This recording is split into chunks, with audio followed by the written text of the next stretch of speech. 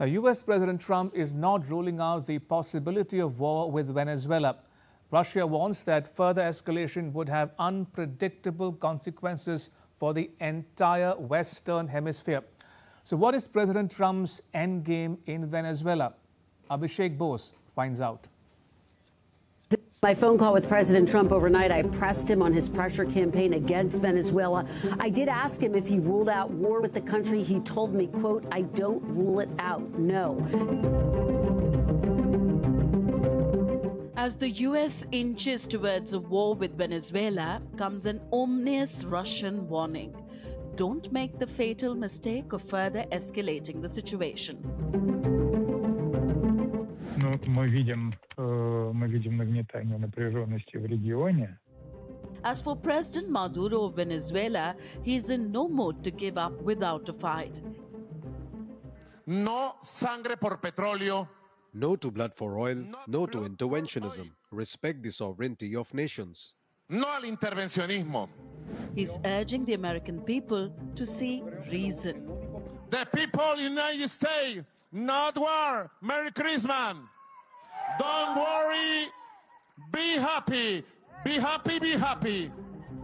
Even as President Lula of Brazil offers to mediate to prevent what he calls a fratricidal war. It's all happening thick and fast. China has voiced support for Venezuela and criticized U.S. pressure. The United Nations Secretary General has urged restraint. Mexico's president has warned against bloodshed. And in an unusual development, Belarus's president Alexander Lukashenko has said that President Maduro would be welcome in his country if the Venezuelan leader ever chose to leave office. What happens next will shape not just Venezuela's future, but stability across the entire Caribbean region and possibly global energy markets as well. What began as American strikes on vessels in the Caribbean and Eastern Pacific, allegedly linked to drug trafficking networks connected to Venezuela, quickly morphed into a massive U.S. military buildup in the Caribbean. In recent months, the U.S. has dramatically increased military pressure. 11 U.S. warships have been deployed to the Caribbean, including the world's largest aircraft carrier, amphibious assault ships, cruisers and destroyers. Thousands of U.S. military personnel are operating in the region. American naval aircraft and surveillance planes have been flying missions from bases, including from Puerto Rico, directly along Venezuela's coastline. And then came another dramatic escalation. President Trump announced what he called a total and complete blockade of sanctioned oil tankers entering and leaving Venezuela. Edward Fishman, a former U.S. State Department sanctions specialist, tells the New York Times newspaper that once you impose a naval blockade, you're only a stone's throw away from using kinetic force. The oil blockade directly targets Venezuela's main lifeline. Although it has huge reserves, years of corruption and mismanagement have crippled production. Output collapsed from over 3 million barrels a day in the early 2000s to just 350,000 barrels per day by 2020. It has since recovered to around 1 million barrels per day. Still a small fraction of global supply, but vital for Venezuela's survival. Because of U.S. sanctions imposed in 2019, Venezuela has relied on a shadow network of oil tankers, which are often called ghost ships. The tanker, which was seized recently, is a classic example. It is around 20 years old. It is operated under multiple names, and it was already under U.S. sanctions for allegedly moving Iranian oil. Experts say that this ghost fleet has allowed Venezuela to quietly sell discounted oil mainly to China, which buys about 80% of its exports. But President Trump has not pressured China to curb those purchases.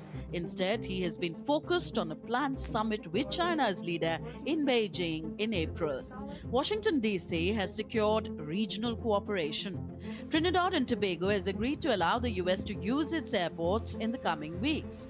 The Caribbean nation says that this is for security cooperation and crime prevention, not for launching attacks. President Maduro has since ordered his navy to escort ships carrying the petroleum products from port, risking a confrontation with the US on the high seas as he defied President Trump's declaration of a blockade aimed at the country's oil industry. The US journalist who interviewed President Trump summed it up nicely when she said, "This is all notable because the president campaigned on getting America out of foreign conflicts, and now he's not taking another war off the table." So why is President Trump ratcheting up tensions in Latin America? He's been unusually blunt about his motives. He claims that Venezuela took US oil assets after nationalizing its energy sector under the late Venezuelan President Hugo Chavez. Getting land, oil rights, whatever we had, they took it away because we had a president that maybe wasn't watching. But they're not going to do that. We want it back. They took our oil rights. We had a lot of oil there. As you know, they threw our companies out, and we want it back. Under Chavez and later Maduro, Venezuela nationalized several foreign-owned oil projects, including those run by ExxonMobil and ConocoPhillips. President Trump blames previous US governments for not securing compensation. He has vowed to reverse those losses. President Maduro has reacted angrily, calling the US sanctions colonial and warlike. Hoy hablé con el secretario general de Naciones Unidas. The US government says that it belongs to them and that the Venezuelans are stealing their oil. So Venezuela's oil belongs to them, the Venezuelan minerals, gold and all other minerals belong to them. And what we have never heard before, that the Venezuelan lands belong to them and that we must give them back to them immediately. Honestly, it's a warlike and colonial intention. Y que los venezolanos le robamos el petróleo. There's another reason why President Trump is concentrating his energies on Venezuela. The just-released 33-page new national security strategy, which US presidents usually release once in their term, has an unusually heavy focus on the Western Hemisphere. The Western Hemisphere is the half of Earth west of the prime meridian and east of the anti-meridian, primarily encompassing North and South America. President Trump intends for the US to keep a bigger military presence in the Western Hemisphere going forward to battle migration, drugs, and the rise of adversarial powers in the region. The document says, the United States must be preeminent in the Western Hemisphere as a condition of our security and prosperity, a condition that allows us to assert ourselves confidently where and when we need to in the region. But Russia and China are not exactly worried. On the contrary, both would be salivating at the prospects of the US getting tied down in a conflict of its own making in its own backyard, allowing them to cement their footholds in the region. Moscow says it is in constant contact with its ally Caracas. President Vladimir Putin reaffirmed his support to President Maduro in a phone call a few weeks ago. President Maduro is a friend of the Kremlin's and has been a regular guest in Moscow for years. The Kremlin has in the past helped prop up Venezuela's struggling economy.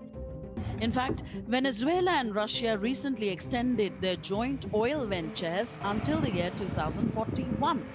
This $600 million deal cements Russian control over energy assets and aims to make US policy changes nearly irrelevant. As for China, President Trump's decision to impose a partial blockade on Venezuela risks undermining a top US policy goal, deterring a potential Chinese naval encirclement of Taiwan. With Abhishek Bose, Tanvi Taneja for DD India.